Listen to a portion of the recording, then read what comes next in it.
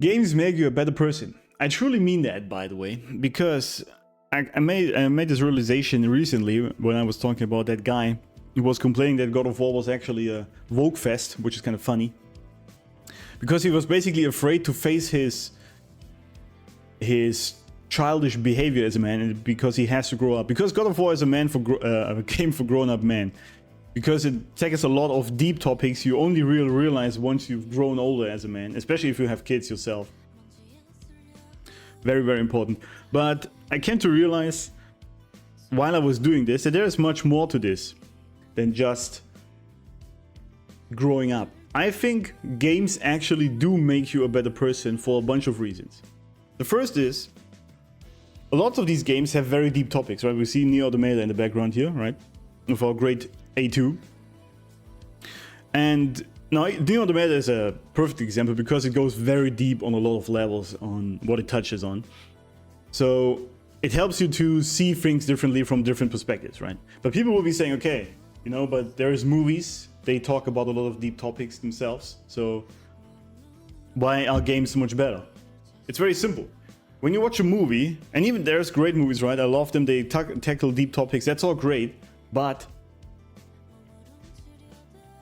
it's still just sitting there receiving it. You're not really actively engaging in what is happening, right?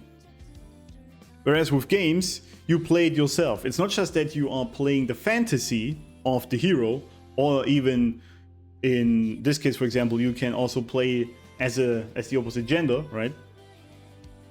And live out that fantasy. It is also that you are actively participating in it, right? So you are living the story yourself directly, and that has a very different effect on you and how the story is processed by your brain, right? For example, this goes directly into your subconscious mind then, because you're not just sitting there receiving it. It becomes a part of you, right? Because you have to do these things yourself. So this is, you actively have to be with the hero, you have to do the actions themselves, you have to even make decisions. Like in a movie you can't make a decision, right? Many of these games you have to make a decision yourself what you do or what you choose for a certain character, like with Pascal in this game, for example. Anyone who played the game knows exactly what I'm talking about. Or even at the ending. So there's a lot of things you have to actively do yourself and not just the gameplay. But even if you just do the fighting yourself, right?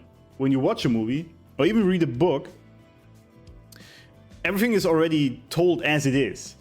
If you play yourself, and of course the story is set in stone, but the fights are what you do yourself, for example, or the gameplay. So it has a very different effect on you. And I've noticed myself a lot when I was playing God of War, especially 2015. It is a story about a man growing up, right? He's already grown up physically, but it's a lot about growth mentally, emotionally. But Kratos has to grieve, obviously, but he also has to integrate his shadow. Because the whole story is about him trying to run away from his past with the gods, right? The Greek gods. And who he was, that he was the ghost of Sparta. And he's basically just a tool to kill for the gods. He was running away from this for his entire life and tried to get away from the gods. But in this game, the first one, he actually accepted at the end that this is who he is. This is just part of him. His rage, his anger, and he has accepted this. This is his dark side, if you want. And this is just what his life is. That he lost all these people, and this is who he is, right? He basically was integrating his shadow when he said they don't have to hide anything anymore.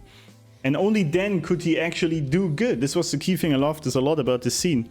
Because right after he finally accepted who he is at the top of the mountain, at the peak of the mountain there, he actually gave the remnants of his dead wife to his son, who was asking to carry her for so long, but then he finally did it.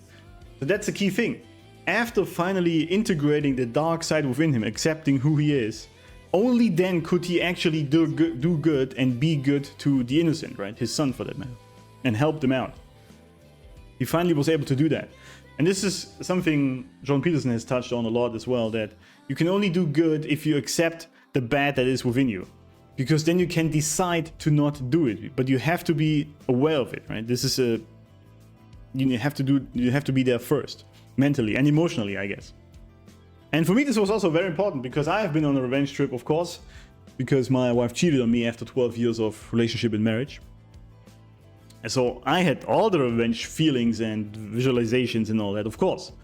But only once I gave up on that, which was actually done by God of War to a big extent. When I was playing it, I realized, shit, man, I've been doing this myself. I was on a revenge trip for so long, and through that game, I realized this is pointless. It doesn't achieve anything. I have to let go of that, right? And so, this is what I mean. These games change you as you are while playing them. They make you a better person, because that helped me a lot to become more of who I am. Let go of all that grudges, all those grudges, which in turn also helped me to be a better parent to my son, because all that anger and rage was gone. So I could just enjoy the time with him more now, or can now, rather, right? So, I mean, it has been, the whole video games make you violent kind of bullshit has been debunked a million times, so this is outside of this video at all. But I want to tell you that it's actually great that you play these games, and you should play more of these deep games in my eyes. Like Nier Automata, right? It has a lot of great topics about what it means to be human. Not just AI, because this came out before the AI craze, right? But what it means to be human from an Android perspective. And also racial topics, by the way, because the machine races are fighting each other, and you really question why they do this, because they're technically the same underneath, right? But there's a lot of deep topics in these games, and you only really realize that while playing it, because then you have to click next to see the next line of the story, right? And then think about, okay, wait, what does it actually mean? This is what I do a lot, and you will see this on my streams, that when they are talking, and I sit there and thinking, wait, what does this mean? Then I go on a 20-minute rant on what this could mean on a global level. That's just how I play my games. But I think more people should do this. Now, you don't always have to do these deep games. I will soon stream GTA 5, maxed out, by the way. Once I get my 4K gaming PC, finally, we're gonna play this with all the mods. It actually looks better than newer games, which is funny. And I know GTA 5 doesn't really have a deep story. It's more a satire towards the American society to an extent, right? But this is what I mean. You don't always have to play these deep games to change your entire being. But you should do more of it, I think. And it's important. And it does help you to become a better person. I truly mean this. So what I actually just want to tell you with this whole game is, this whole video is, enjoy your games. This is what this comes down to. Just enjoy your games. There's nothing wrong with it. It's actually good. And ignore society's bullshit. Ignore what some weird feminist woman will tell you, that you only want hot girls in your games. It's, by the way, not rocket science. You don't need to come up with a weird reasoning. I mean, Stellar Blade even has a reasoning why Eve is so hard, right? And to be in here as well as A2, why these women are so hot in these games. It doesn't matter. It's very simple. You're a man, you like to look at hot women. That's it. You don't need any other reasoning. That's just it. You play this game for 20 to 40 hours, right? You want to look at a hot chick. That's totally fine, all right? There is nothing else you need about this. It's just, don't be crazy. Don't make up any weird reasonings. That's just it. I'm a man. I like to look at hot women. Very simple. So anyway, enjoy your games. Enjoy these, but also play more of these deep games and really think about it, what it means. It will come on itself anyway while playing it, but also think about it. And I'm not saying you don't have to watch movies anymore, enjoy them. I'm not saying that gamers are better than movie watchers, not by any means. I'm just saying games are great. And they help you to become better, if you actually look at it. And I think truly, this is what I want to end this with. Because you have been seeing this over the last 10 years, gamers have just not accepted the woke slob, right? Unless, like, as opposed to society, where everyone was just sucking that bullshit up left and right, gamers were just the entire time like, nah, I don't think so, man. I'm just not doing this. I'm just not buying that game if it has this weird feminist activist in it. I just don't care. I just don't want it. And it's not even about the hot women. It's all the topics, right? Like trans and gay and whatnot. They just didn't buy it. And I think this is because they, gamers, you and me, us I should say, we have been through all these kind of stories for so long, all the deep stories. We know how the world works, actually, which is funny because gamers are always made fun of. But we've been through all the things. We grieved in Clair Obscur, right? We were angry in God of War and integrated our shadow. We had existential crises about existence itself in Nier Automata, or what it means to be human. Racial topics, everything has already been in all the games we've played. So we've been through all these and experienced them firsthand. So we know exactly how reality works. And this is exactly why gamers have been against that whole pushed activism for so long, and we're actually at the forefront of getting rid of it, right?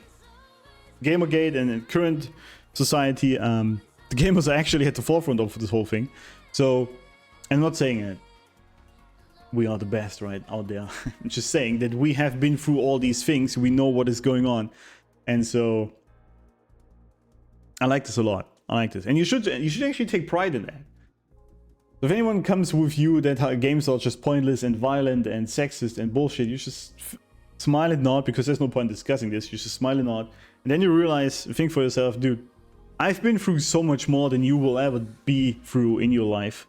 I have experienced a broad range of human emotions already in my games. So how about you sit down, right? That's it. Let me know what you think of it. I hope you enjoyed this video, and comment below the deepest, most life-changing experiences you had in your games. And I will see you guys in the next video or on stream. Definitely check that out. Until then, bye-bye.